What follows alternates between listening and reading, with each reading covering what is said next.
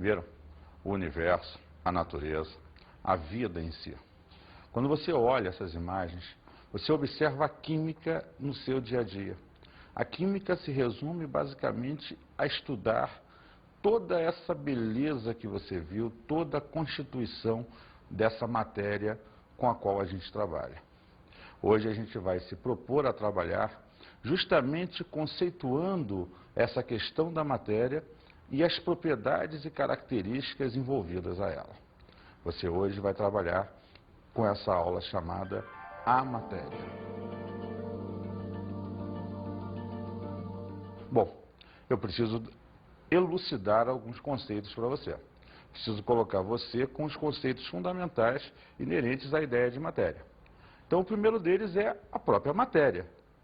Matéria é tudo aquilo que tem massa e ocupa lugar no espaço, possui volume. Quando você pega essa matéria e necessariamente limita essa matéria, você passa a ter um conceito chamado de corpo. Corpo é qualquer porção limitada da matéria. Por exemplo, um pedaço de vidro, um pedaço de ferro, uma barra de alumínio, algo que limite, que dê uma certa quantidade ao processo. A diferença é a seguinte: eu falo madeira. Madeira é um conceito aberto, pode ser um tronco, uma árvore ou uma floresta. Agora, quando eu falo um pedaço de madeira, eu estou limitando essa matéria. Então, o corpo é um aspecto quantitativo, é um aspecto do limite da matéria. A partir daí, eu tenho que desenvolver com você o terceiro conceito direto, que é o conceito de objeto. O objeto, então, é um corpo fabricado ou elaborado para ter aplicações úteis ao homem. Observa, quando você pega aquele pedaço de madeira que você limitou e chamou de corpo e constrói uma mesa com ele, você passa a dar uma utilidade prática. Assim como você pega aquela barra de alumínio e transforma numa esquadria para a janela da sua casa, isso passa a ser chamado de objeto. Então, esses são os conceitos inerentes à matéria, que estão diretamente relacionados à ideia quantitativa da matéria. Hoje ainda, mais à frente, vamos falar do aspecto qualitativo, o que se chama substância pura. Mas daqui a pouco a gente conversa sobre isso. Antes eu preciso, então, definido conceitos gerais, trabalhar com você as chamadas propriedades gerais da matéria. É sabido hoje que você tem, em relação à matéria, propriedades que são gerais e propriedades que são específicas. Propriedades gerais são aquelas comuns a todo tipo de matérias.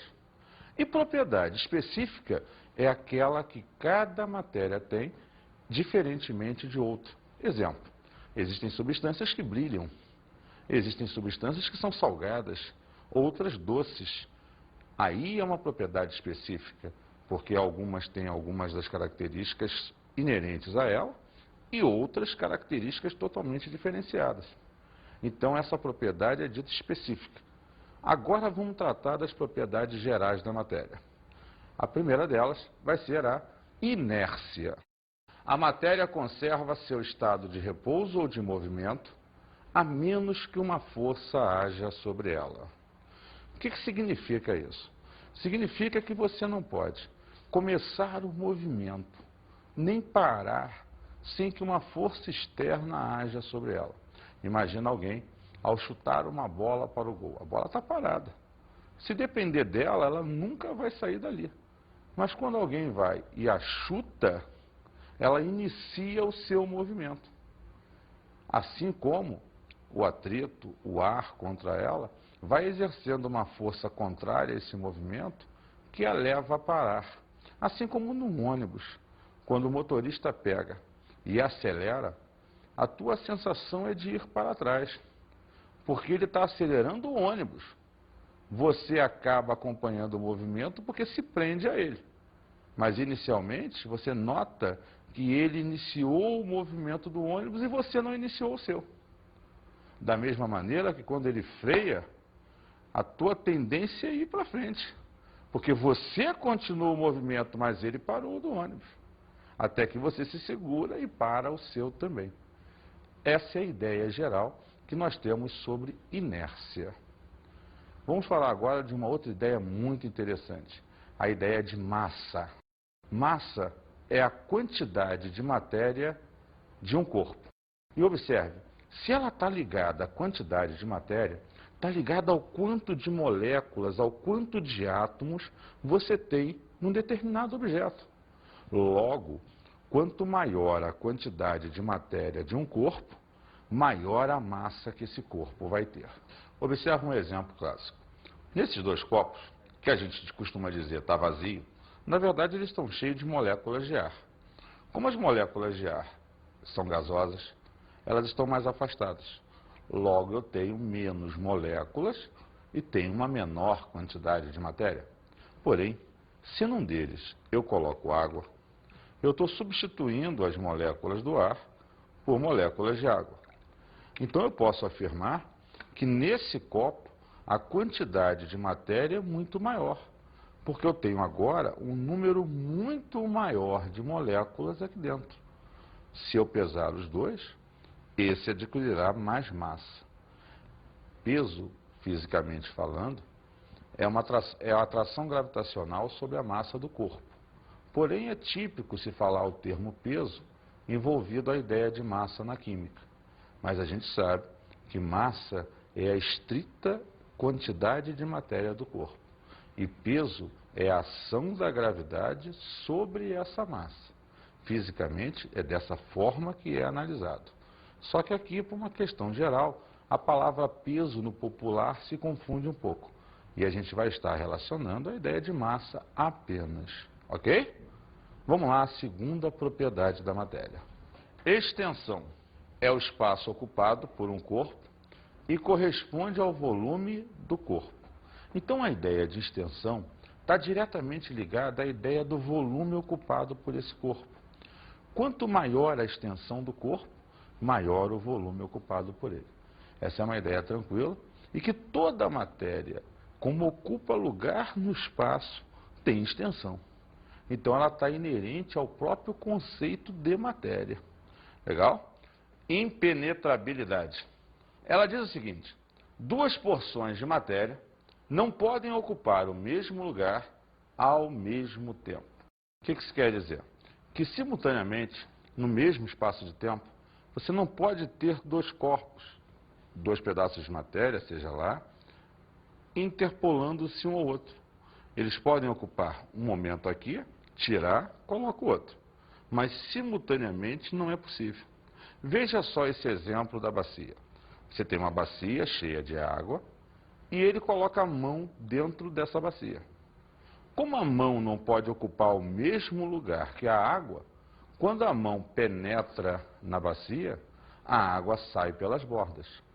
O mesmo volume que a mão passará a ocupar, saiu de água fora da bacia. E aí fica clara essa ideia, ok? Vamos falar de mais uma propriedade. Compressibilidade. É quando a matéria está sofrendo a ação de uma força e o seu volume diminui. Veja o contexto de uma seringa, por exemplo. Você coloca a mãozinha tapando a ponta da seringa e empurra o êmbolo. Ela inicialmente estava cheia de ar. Quando você aplicou uma força no êmbolo, você comprimiu esse ar. É claro que até um ponto, tem uma hora que não dá para comprimir mais a matéria, mas você conseguiu diminuir o volume ocupado por essa matéria. Essa é a ideia da compressibilidade. É a ideia que você consegue, seja para qualquer matéria, diminuir o volume ocupado por ela. Alguns tipos de matéria, como metais, é muito mais difícil, mas é possível ser feito porque em todas elas existe um espaço entre as suas moléculas e átomos que facilita ou que faz com que essa propriedade possa existir. Contrapondo-se a ela, tem uma outra muito interessante, a elasticidade. Na elasticidade, você vai observar que a matéria volta ao volume e à forma iniciais quando cessa a compressão. Veja só, o que a gente percebe nesse fato é o caso contrário ao da compressibilidade. Você comprimiu a matéria, ela está ocupando o menor volume, só que você criou a força. Quando você cessa a ação da força, as moléculas e átomos tendem a voltar ao seu lugar natural.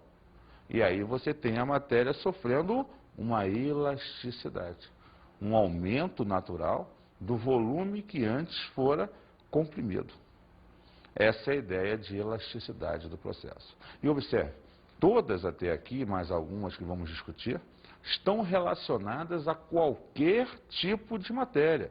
Por isso, sempre é bom relembrar, são propriedades gerais dessa matéria.